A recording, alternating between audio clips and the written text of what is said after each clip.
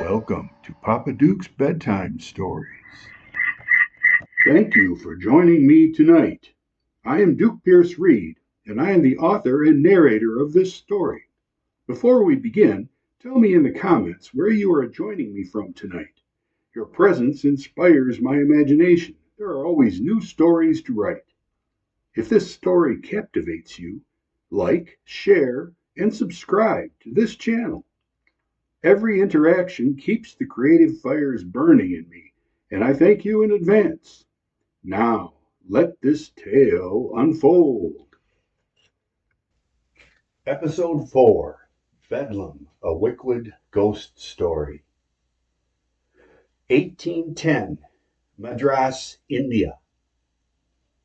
G.C. longed to escape Shipton Court, to flee as far as wind and sail might take him.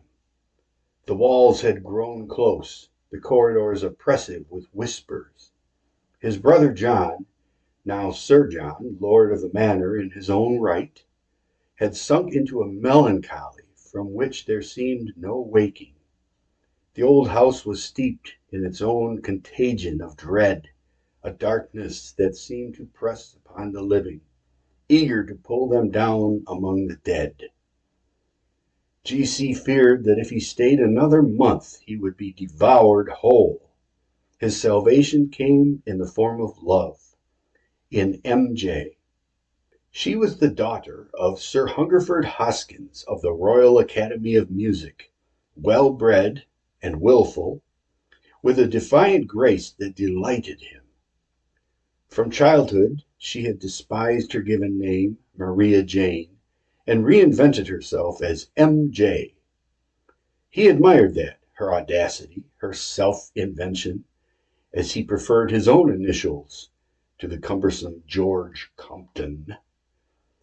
They were alike in spirit, young, irreverent, and impatient for the world. It was she who insisted they go to India together. She would not play the waiting bride upon the quay. "If you sail," she told him, "I will sail beside you."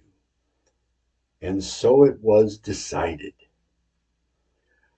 The voyage itself was a whirlwind of joy and astonishment, a heady beginning to marriage and adventure both. They spoke of buying their own ship in Madras, filling it with spice and silks, and returning home to England, where the air would be perfumed with profit, cardamom and clove, cinnamon and cumin. They dreamed of endless journeys between continents, youth eternal upon the waves. They secured passage aboard the Ceylon, an East Indiaman of 800 tons and 150 feet, swift and formidable, boasting 26 guns and a crew of 100. She sailed from London heavy with tin, wool, and sundries, bound for the Orient. Only once were her guns fired, at dawn upon the king's birthday, a roaring salute that shook the timbers and sent both bride and groom tumbling from their berth. M.J. shrieked with laughter as G.C., tangled in his trousers, collided with the cabin wall. They were absurdly happy, he for the distance from Shipton and its malevolent inheritance, she for the wild, salt freedom of the sea. But the ocean, as ever, kept its own secrets. By the time they arrived in Madras, they had escaped storms and something darker. Over dinner with his new employers, Mr. and Mrs. Reddy, respectable builders of boats by trade, the young couple recounted their voyage.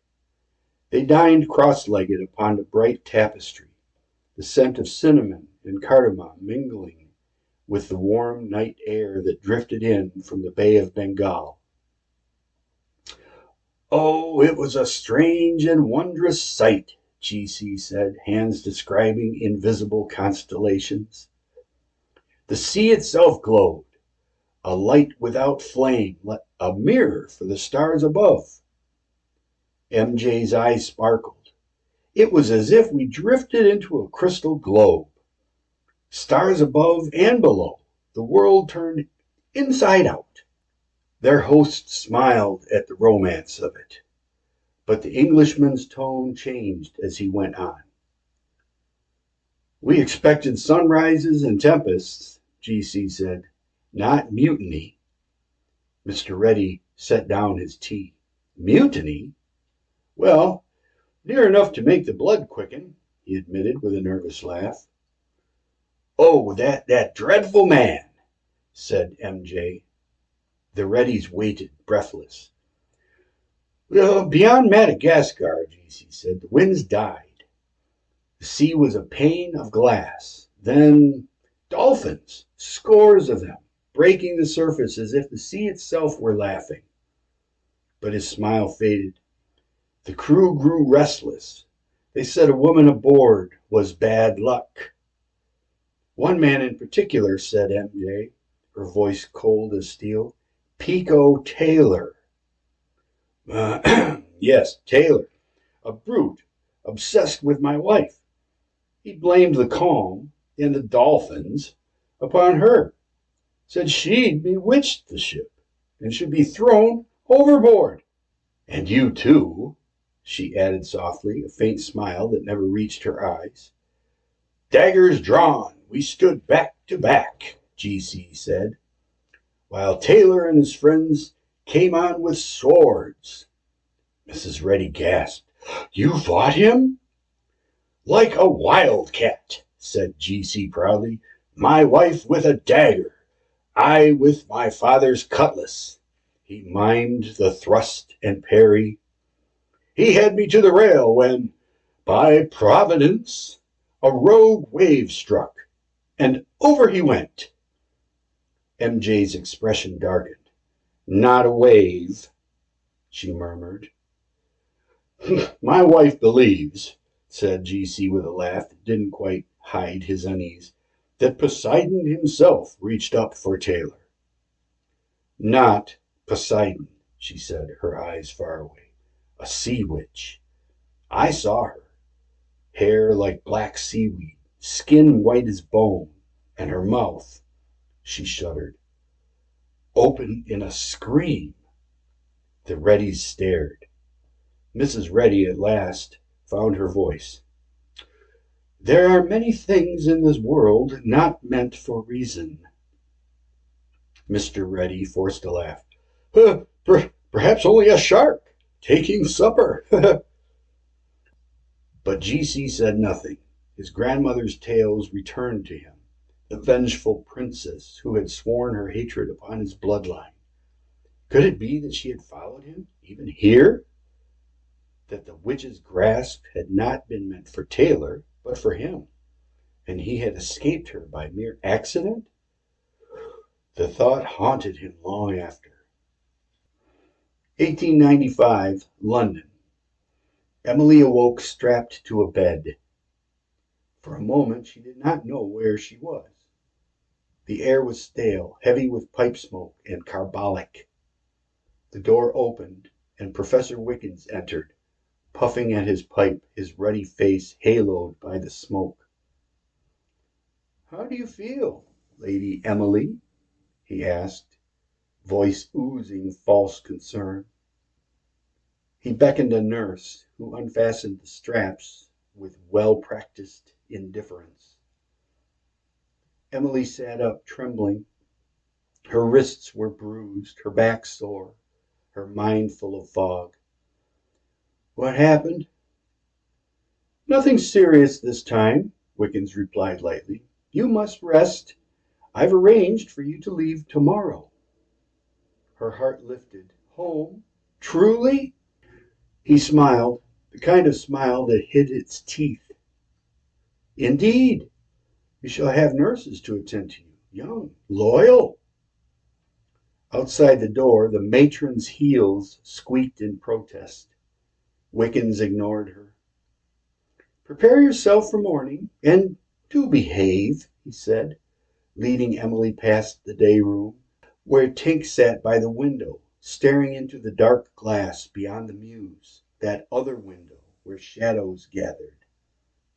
She caught his gaze and felt an unholy flicker of relief. Perhaps the darkness would follow him now. Perhaps it had grown tired of her. At dawn, bright with false hope, Emily packed her few possessions and bid farewell to the inmates. Even Tink, poor broken Tink, received her kindest words.